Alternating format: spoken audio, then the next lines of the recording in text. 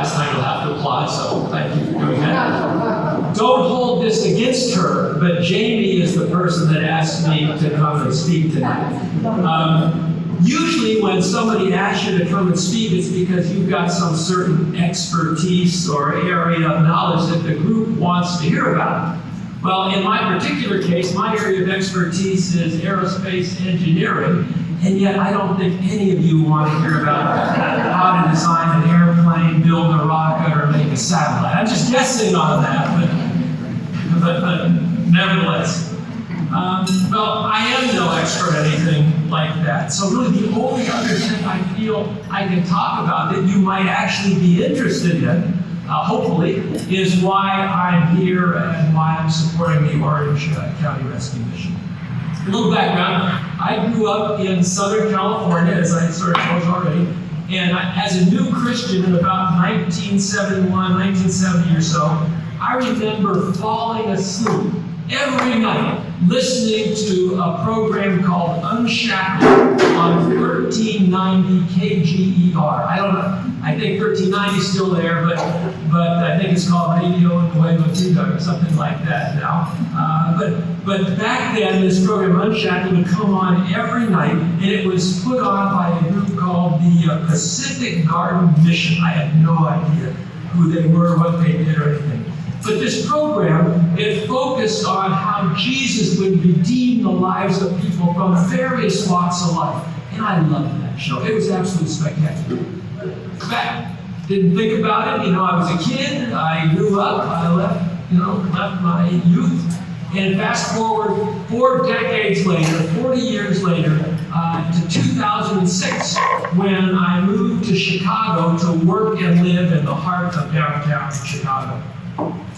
One day downtown, I had just come up from the Red Line, the underground L train on Clark Street, and I see a huge sign on a building that says Pacific Garden Mission, home of Unshackled.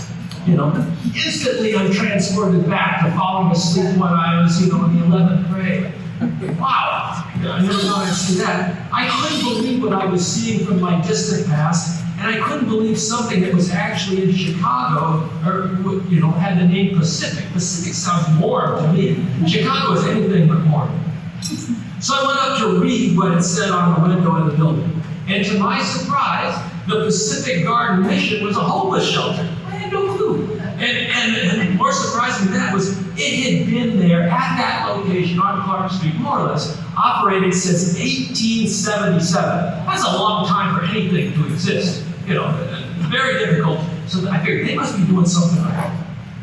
So that's the day my interest in homelessness started.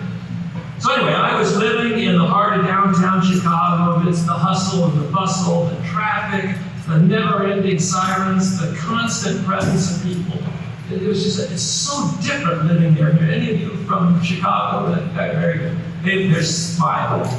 It's still in their heart. Now, we would start a very rough debate if we asked if they were from the Cubs or the White Sox, so we won't. Easy answer.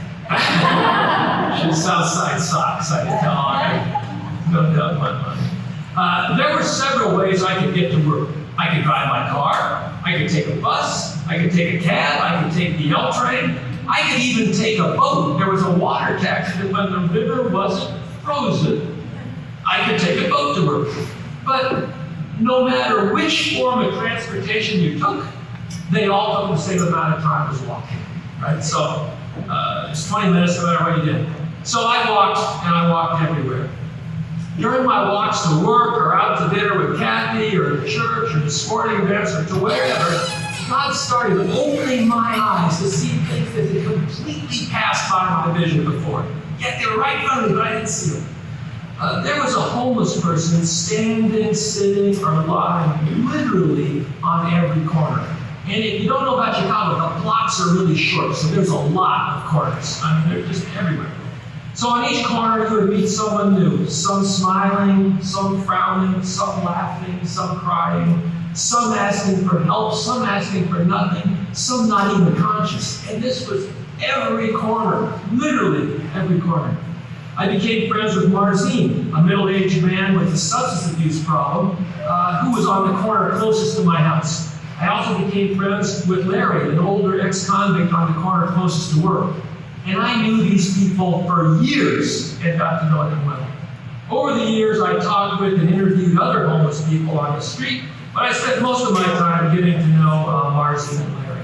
I would see him during the day. I would see him at night. I would see him on weekdays. I'd see him on weekends. I'd see him during the oppressive heat and humidity of summer, and I'd also see him during the coldest times of winter.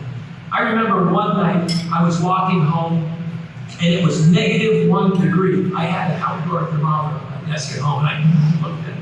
I took a picture of it that night after I saw Marzine sitting on the sidewalk on a piece of cardboard at 11 o'clock at night in -1 degree. Despite the best of my efforts, I could never talk him into going to the Pacific Garden Mission, which now I knew what it was at least. In the winter, my wife and I would go with friends to explore a whole another world of underground streets 2 and 3 levels below the famous and glamorous Michigan Avenue, the so-called Magnificent Mile. They know the Magnificent Mile. It's kind of like Rodeo Drive of Chicago. It's beautiful. But below Michigan Avenue, there were these service roads, and most people didn't even know they were there. Some did. But this underground world was just teeming with people, a whole community of people that during the winter would be living in 10-degree Fahrenheit weather. We would stop and talk to them, ask them why they were there, try to understand what was driving them to live in these very harsh conditions. My interest in homelessness continued to grow. I read scholarly articles, I read popular press, I read government reports, I toured shelters, I spoke to experts, I spoke to homeless people over and over. Just so many things I tried. But after all my touring, after all my interviewing, after all my reading, after all my getting to know Marzine and Larry, after all my research, here's what I concluded. I concluded the following. The causes of homelessness are complex. Yes, after all my study, that's pretty much all I came up with. You know? I mean, that was a lot of work to come up with that. I think anybody in here can come up with that without doing any work. I'd say I was a bit disappointed that that's all I found out. But as uncertain as I was, and still am, about the cause of homelessness, I am absolutely convinced that I know without a shred of doubt the key component, the critical component, that must be included in every possible solution used to address homelessness.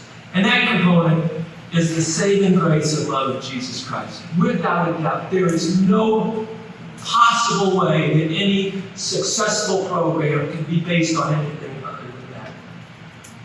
The Son of God values each of us infinitely, regardless of our race, our gender, our health, our wealth, or whether or not we're housed.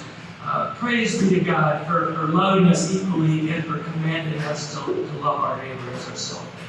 I decided to become involved both financially and through volunteering my time at the Orange County Rescue Mission.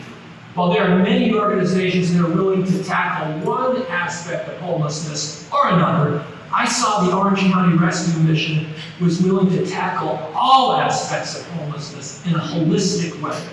I am convinced that the Orange County Rescue Mission team has both the ability and the willingness to address the physical, medical, psychological, and most important, spiritual needs of the homeless population of Orange County. I've seen firsthand the transformation in lives that occurs when the foundation of the transformation program is the love of Jesus. I've seen it myself. If you haven't done so already, which I suspect you probably already have, please take a tour, talk to the staff, talk to the students, and I think you too will be convinced that God has given us a special opportunity here at the Orange County Rescue Mission to love our neighbor as ourselves, just as He has loved us. The Orange County Rescue Mission, in my opinion, is definitely worth supporting with both our time and our resources. Thank you very much.